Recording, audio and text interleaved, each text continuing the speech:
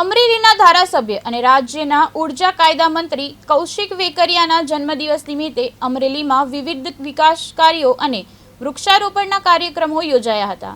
ત્યારબાદ સિવિલ હોસ્પિટલના auditorium hall ખાતે કર્મભૂમિ ડેવલપમેન્ટ ચેરિટેબલ ટ્રસ્ટ દ્વારા કર્મભૂમિ વિદ્યારત્ન એવોર્ડ 2026નો કાર્યક્રમ યોજાયો હતો, જેમાં અમરેલી વડિયા વિધાનસભાના ધોરણ 10 અને 12ના 375 જેટલા તેજસ્વી વિદ્યાર્થીઓને સન્માનિત કરવામાં આવ્યા હતા। આ પ્રસંગે મંત્રી કૌશિક વેકરિયાએ વિદ્યાર્થીઓને ઉજ્જવળ ભવિષ્ય માટે શુભેચ્છા પાઠવી હતી।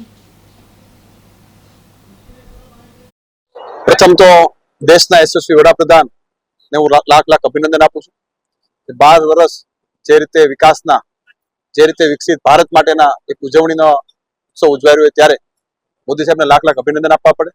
એક નવા ભારત માટે મોદી સાહેબે જે કામો કર્યા છે, જે વિકાસ કર્યા છે, એના માટે લાખ અભિનંદન આપું છું।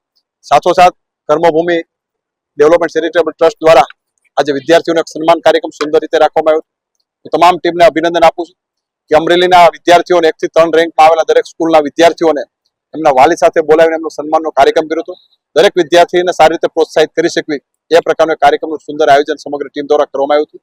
આયોજન માટે કાર્યક્રમની અંદર જોડાયેલા ભાઈ શ્રી શરદભાઈ લાખાણી, ધારાસભ્ય ભાઈ શ્રી જનકભાઈ, જિલ્લા પંચાયતના પ્રમુખ બેન શ્રી દક્ષાબેન, સમગ્ર ચૂંટાયેલી પાક અને ખાસ કરીને કર્મભૂમિ ડેવલપમેન્ટ ચેરિટેબલ ટ્રસ્ટમાંથી અમારા ભાઈ શ્રી મનીષભાઈ અને સમગ્ર ટીમે જે રીતે મહેનત કરી અને વિદ્યાર્થીઓના સન્માન માટે એક સુંદર કાર્યક્રમનું આયોજન કર્યું છે, એ બધી સમગ્ર ટીમને પણ મારી હૃદયની શુભકામના પાઠવું છું।